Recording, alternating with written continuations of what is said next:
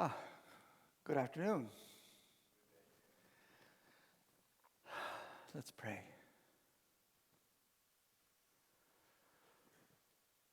Yahweh, the Eternal One, the Almighty, by your power and wisdom, you brought the world, the universe into existence. You created us by your plan for love, for a relationship with you. Who is to be like you? Who could we liken ourselves? How could we liken ourselves to you? You who are almighty.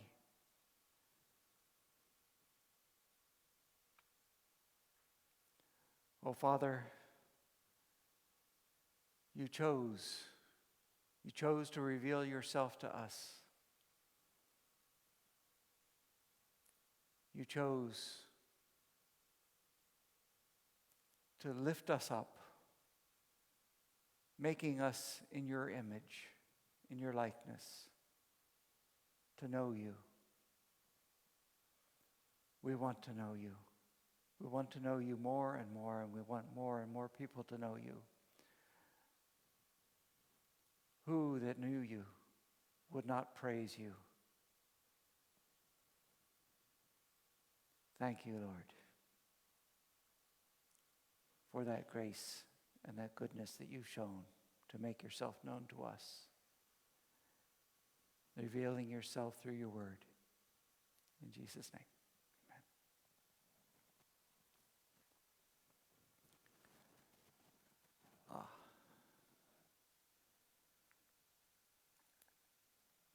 Perhaps we could have some of the pictures here.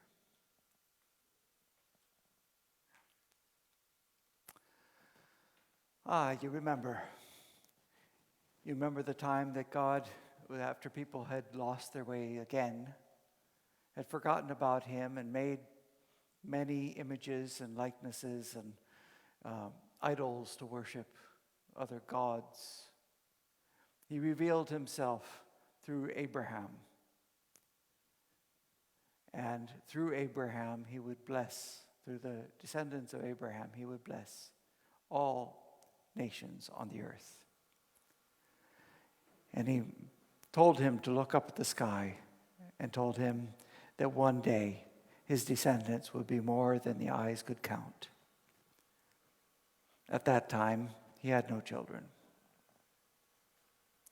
And he told him also later on that one day his descendants would end up being strangers in another country, in another land, foreigners, and they would be mistreated for 400 years.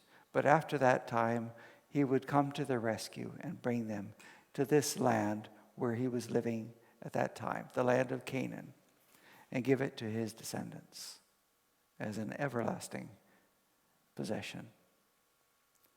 So Abraham believed him, and God counted it to him as righteousness.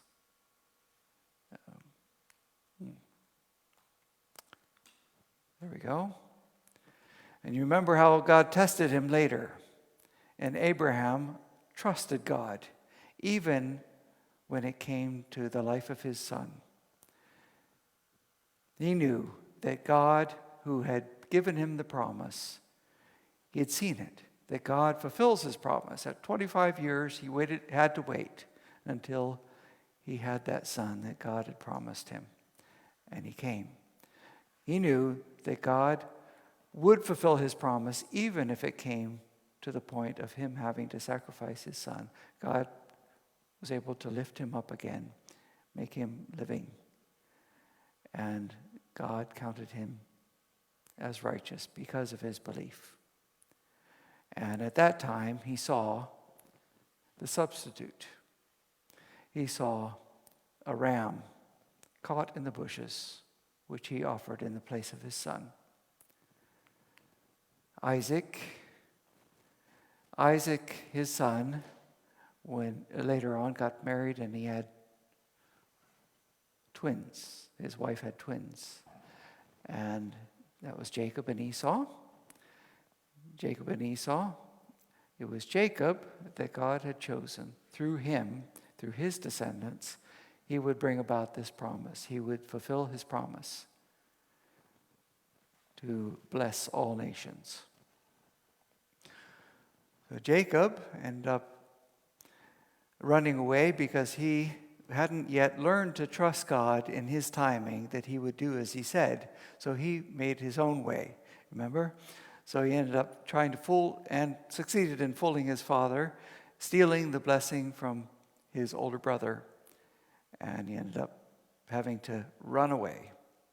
Run away and went to another land where he ended up marrying, and then he had a lot of children, 12 children. And the Reuben, Simeon, Levi, Judah, the oldest, and then Gad, Asher, Zebulun, Naphtali, on down to the youngest, the two sons of his most loved wife, Rachel, and that was Joseph and Benjamin. Joseph was his favorite because he was the oldest son of his most loved wife, Rachel. And because of his favoritism, it ended up in jealousy. And you remember what happened there? They end up, not just jealousy, then there were these dreams that he had that indicated that he would one day, his brothers would one day be forced to bow down and worship him. Or not worship him, but bow down before him. And so because of that jealousy and anger, they ended up selling their brother, Joseph, into slavery. But God didn't forget his promise. He was with Joseph, even in slavery, so that he prospered in everything that he did, because he put God first. He trusted God, even in that situation, and he knew that God was with him. God saw everything that he did. So because of his respect for God and trust, he was faithful. So God ended up, after that, then, things turned even more sour through that incident with Potiphar's wife, his master's wife. He ended up being thrown in prison, and even there God was with him, helped him, and enabled him to interpret the dreams of these two men that had been imprisoned. And so he ended up being lifted up before the king and made second in power to the king himself. God lifted him up, and he became a powerful person. God had revealed through these dreams of the king and through Joseph, who he enabled to interpret the dreams, that there would be 7 years of bountiful harvests, plenty of food, and then following that, 7 years of famine. So he gave advice to the king, saying, I would suggest that you choose someone who is trustworthy and put him in a position to gather all the excess grain during the 7 good years, so that during the 7 years of famine, there'd be plenty of food. And the king said, good idea, you're the man. So he gave him a high position. So Joseph, again, was trustworthy. He was trustworthy, and he did the very best job that he could, storing up the grain in all of Egypt, going throughout the whole land of Egypt, building cities, building storehouses, so that when the famine struck, they would have food. So the famine did strike. First year, they still had food. The second year, they didn't have food anymore. They started buying grain from Joseph, all the people in Egypt. And that money was taken into the king. So after that time, there was famine also in the countries around them. You remember what happened? Also in the land of Canaan, where Jacob and his family were living, was famine. There wasn't any food left anymore. So Jacob, you remember, he thought that Joseph was dead. He didn't know that Joseph now was the second to the king in all of Egypt. And so he told his sons to go down and buy some food. And lo and behold, when they went down to buy the food, who did they come to? Their brother, the brother that they had sold into slavery. And slavery, as you know, slavery, especially back in those days, was a very harsh life. People often didn't survive it for very long.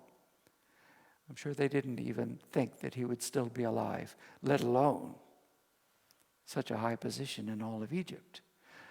So when they came there, they bowed down to him, not remembering and not knowing that they were bowing down to the same person who had dreamt that they would one day bow down to him.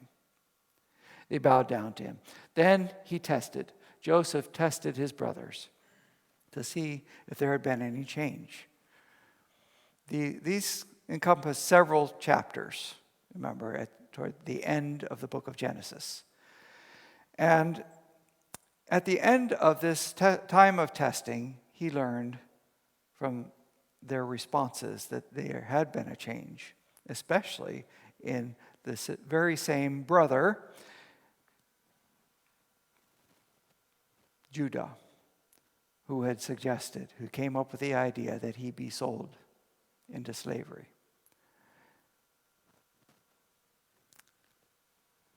He had changed. There are some other stories in the life of Judah during this whole time that Jacob was in Egypt that maybe showed him or led him to become a little more humble. But I'm not going to go over them. Judah and Tamar story among them. So Joseph was high, and his brothers eventually found out from him that he was the very same brother that they had sold into slavery, now the one that they were bowing down to him in fright. And he said, I know. Don't be afraid. Don't be afraid. Even though your plans were bad, your plans were evil, God meant it. By his wisdom, God meant it for your salvation, and the salvation not only of you, but of many people. And so he forgave his brothers and said, come down with your families and our father, and I will take care of you, because there are 5 years left of this famine. So he did. They came down, and by that time, remember, there are 12 brothers, and then their wives and their families and everything. By this time, remember, Abraham had no children, then he had one, and then his son had 2 sons, and then Jacob they were a total of 70 to 75 people. 70 to 75. It is really growing. So, they were living for those 5 years under Joseph's protection and help. He took care of them. And at the end of his life, you remember what happened again, like last time I said? When his father died, his brothers were afraid. His brothers were afraid. They said, oh, he's been a good guy all this time for our father's sake. He's been being nice to us, but now father is dead. Now what's he going to do to us? So they were afraid, and they came and bowed down to him, begging for mercy. And they came up with an excuse. And he said, what was his reaction? Now they're going to get it. No. he cried. He cried, "My brothers still don't understand. I've forgiven them." "Don't be afraid," he said. "Don't be afraid. I know you meant it for bad, but God brought it for good." Who am I? Am I in the place of God? No. I'll take care of you. Don't worry. I'll take care of you. And he said also, later on when he got old, he was now close to 110 years old, he said, "I'm going to die soon." I don't know how many of his brothers were alive still by that time, but he said to his family, he said, "I'm going to die soon, and when I die, be sure that you don't forget about me. These my bones, when God eventually comes to your aid and brings you out of this land, bring my bones and bury them in the land of Canaan." So he ended up dying at the age of 110. Just his father was also 110 when he died. No, sorry, he was a little older. I don't remember exactly the age. So there we are. So then came the time. I'm going to read out of the first chapter of Exodus. First chapter of Exodus.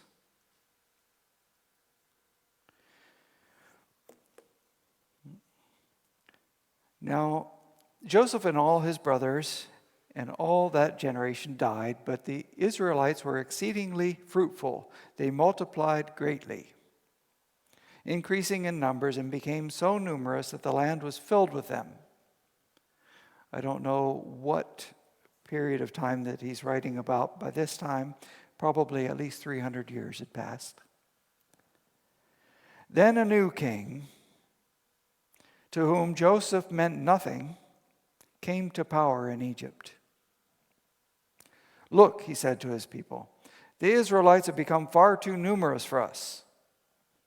Come, we must deal shrewdly with them, or they will become even more numerous, and if war breaks out, we'll join our enemies, fight against us, and leave the country." So it seems to be, and actually we already have some inclination of this in the end of Genesis, that the people of Egypt, they looked down on shepherds. They looked down on people like the Hebrews, the descendants of Israel. They looked down on them. They wouldn't even eat with them. And they came to mistrust them. They did not trust them anymore. These people are increasing a lot in number. There are a lot of them now. Maybe they were already mistreating them.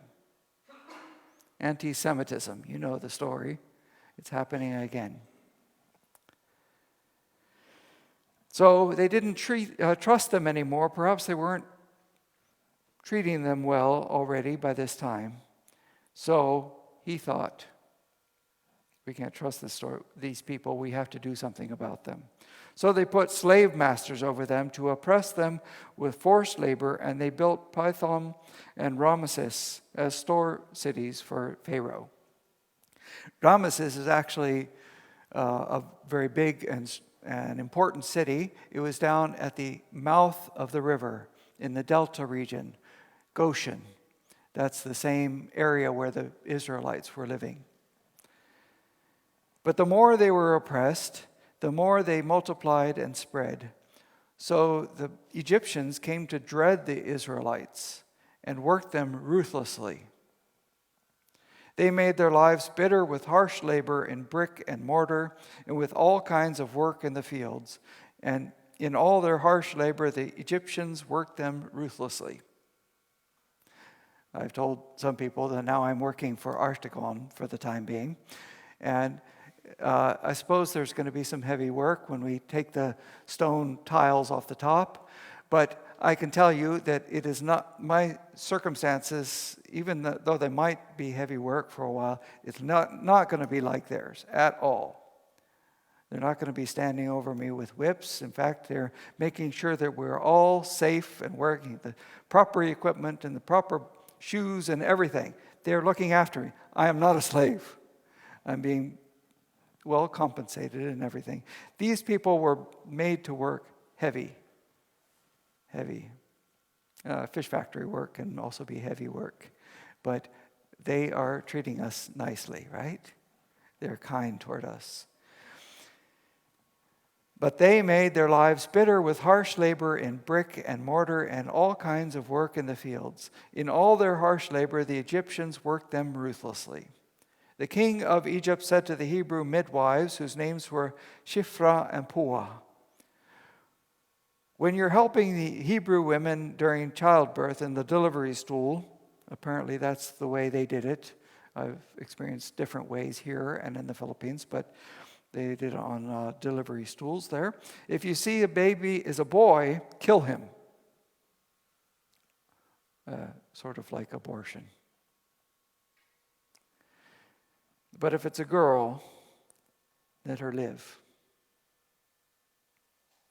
Then the king of Egypt summoned the midwives and asked them, but the midwives, however, feared God and did not do what the king of Egypt told them to do. They let the boys live. Then the king of Egypt summoned the midwives and asked them, why have you done this? Why have you let the boys live? Here are the midwives bowing before the king. Midwives answered Pharaoh, the Hebrew women are not like Egyptian women. They are vigorous and give birth before the midwives arrive. You think? Not quite, really, but they were making excuses. So God was kind to the midwives, and the people increased and became even more numerous. And because the midwives feared God, he gave them families of their own.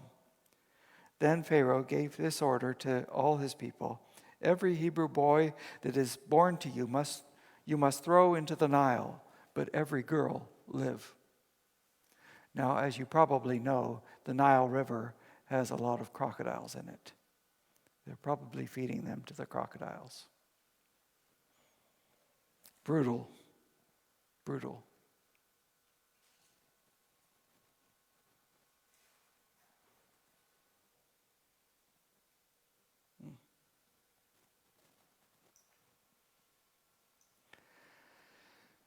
But God had not forgotten.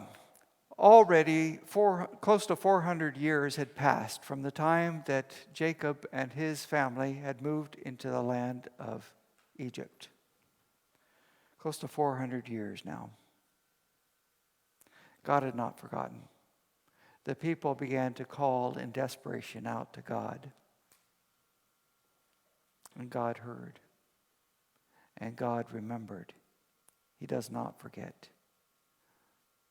One thing about God that we cannot comprehend, we cannot wrap our minds around, is the fact that he is eternal, outside of time. Before time was, he was there, and he is, and he was, and he always will be. So God cannot forget. The past is like the future, like the present. It's all one. He knows it all. He's outside. He cannot forget. He does not forget his promises. Oftentimes for us, we forget. We forget. And we think he's forgotten. We think sometimes that we are like him. He is like us. And we think it's been so long. Cannot be true. Probably lost hope. Now a man of the tribe of Levi married a Levite woman, and she became pregnant and gave birth to a son. When she saw that he was a fine child, she hid him for 3 months. That's a shame. It's a shame if this child is killed. But small babies, they have small cries. And as they grow, they have bigger, louder cries. And they become very difficult to hide and very difficult to ignore, too. In fact, they say that parents, especially women, the mothers' ears are fine-tuned to the cry of their child. They can hear them almost anywhere. She couldn't hide them anymore. So she got a papyrus basket for him and coated it with tar and pitch. Apparently, papyrus was a very multi-use, very useful reed that grew on the sides of the river. From it, we get the word paper, from papyrus, because they used to mash it and make it into paper at that time. That's where the beginning of paper as we know it was. It was also made into baskets. It was made into even boats and ships. Put together, it floated quite well. So she did that. She made it into a basket and coated it with tar and pitch so that it would be waterproof, and put it among the reeds along the bank of the Nile so that it would not float away. It would still be there. Maybe she also put it close to where she knew the princes and princesses would bathe.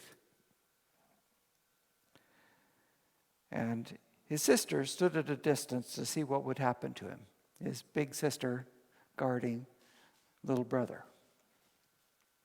When Pharaoh's daughter went down to the Nile to bathe, her attendants were walking along the riverbank. She saw the basket among the reeds and sent her female slave to get it.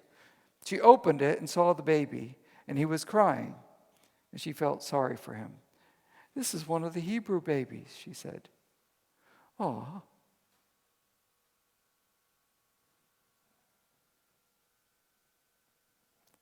Then his sister asked Pharaoh's daughter, "Shall I go and get one of the Hebrew women to nurse the baby for you?" "Yes, go," she said, and went and got the baby's mother. So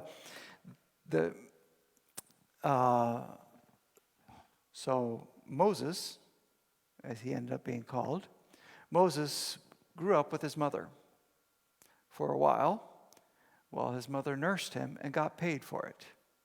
Pretty awesome deal, huh? Now he was safe under the protection of the princess. "Take this baby and nurse him for me, and I will pay you." So the mother took the baby and nursed him. When the child got older, she took him to Pharaoh's daughter, and she became her son. She named him Moses, saying, "I drew him out of the water." Apparently, that was a fairly common name in Egypt. Out of the water is what it means. The river Nile was they had a god of the river Nile, and that they worshipped. One day, after Moses had grown up, he went out to where his people were, his own people. He knew he was from the Hebrew people. He was one of the Israelites. He knew that. Typically, when a child was weaned, he was around 4 years old at that time. So he would have been with his mother for 4 years before he was taken to live in the palace. And as a prince, it was common to do, he was taught all the arts of Egypt. He was taught to read and write, probably, hieroglyphics. He's taught to read, write, and those things. And he was taught also the arts of war, how to fight.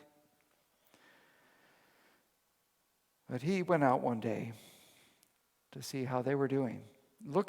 And he saw an Egyptian beating a Hebrew, one of his own people. And he got angry.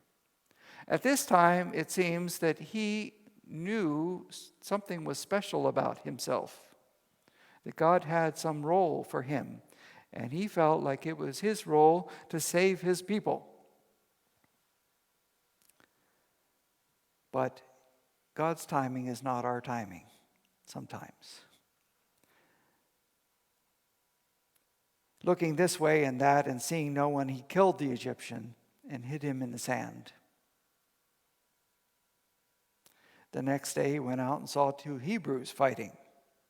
He asked the one in the wrong, "Why are you hitting your fellow Hebrew?" The man said, "Who made you ruler and judge over us? Are you thinking of killing me as you killed the Egyptian?" Then Moses was afraid and thought, "What I did must have become known. I'm in trouble now. If the king finds out about this, I'm in hot water. I'm a dead man." And sure enough, when the king found out about this, he did send people to kill him. But Moses had already thought about that, and he ran away. He ran away into the land of Midian. Now, there are 2 ideas about where this land of Midian might be.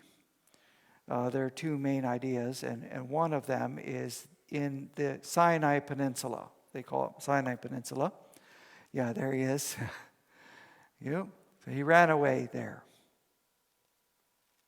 I'm going to end with him arriving in what happened at the very beginning there in the land of Midian. When Pharaoh heard of this, he tried to kill Moses, but Moses fled from Pharaoh and went to live in Midian, where he sat down by a well. Now remember, he had grown up in the palace, learned the arts of war and of reading and writing and all that. Now a priest of Midian had 7 daughters, and they came to draw water and fill the troughs to water their father's flock. Some shepherds came along and drove them away, but Moses got up and came to their rescue and watered their flock. Yeah, Superman to the rescue. He saved those young ladies. And they were, I think, rather happy about this. When the girls returned to Reuel, also known Jethro, is named by that name as well. Reuel, their father, he asked them, "Why have you returned so early today?"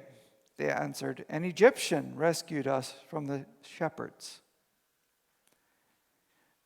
Well, he spoke Egyptian language, and he was probably clothed in Egyptian clothing, so he seemed like an Egyptian. "He even drew water for us and watered the flock. And where is he?" Reuel asked his daughters. "Why'd you leave him? Invite him to have something to eat." Moses agreed to stay with the man, who gave his daughter Zipporah to Moses in marriage. Zipporah gave birth to a son. Moses named him Gershom, saying, "I have become a foreigner in a foreign land." He had another son named, what was his other son's name? I forget now. Yeah, he had 2 sons there while he was living there. Moses, when he left Egypt, he was 40 years old, as we learn in other passages. He was 40 years old, and he ended up staying in the land of Midian for 40 years also. 40 years, 80 years altogether. He was 80 years by the end of this time.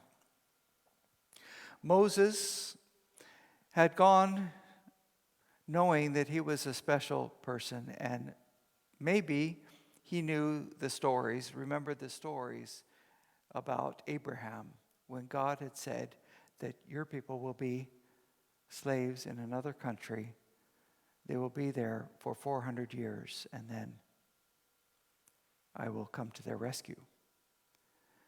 By this time, nearly 400 years had passed. Actually, nearly 400 years. 390 years had passed. So Moses probably knew about this and thinking, maybe I'm the one God will use for this. So in his own strength, he decided to do something about this. I will rescue my people. That didn't work out so well. You remember what happened also in the time of Abraham. God had said, you're going to have a child. He waited how many years? 24 years and still no child. Well, he had waited for 12 years and no child, and so Sarah came up with her own plan, which Abraham approved and did it. God rejected his plan. God has his own plan of salvation. It has to be his way. His way, not our way.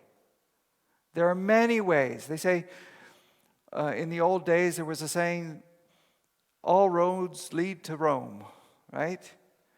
Oh, one God, many names, many paths to God. No. God's way. There is no other way. During the time of Noah, how many ways did he make for the salvation of the people? He said, make a ship. One ship, one door, one way.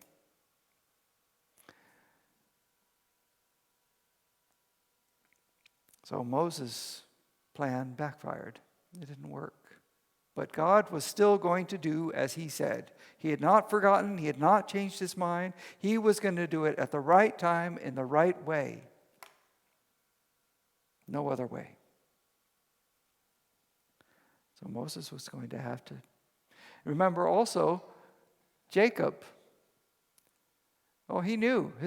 God had already told him that he would be the younger brother of the twins. The younger brother was the one chosen by God, and he would end up being the one through whom the descendant would come.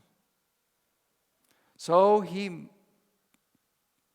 made a way. He tried to take it into his own hands, and he ended up having to run for his life. Remember? God's way, and God's time. He doesn't need our help for his salvation. Then the brothers got tired of this young brother that thought he was the boss of them. So they threw him into slavery.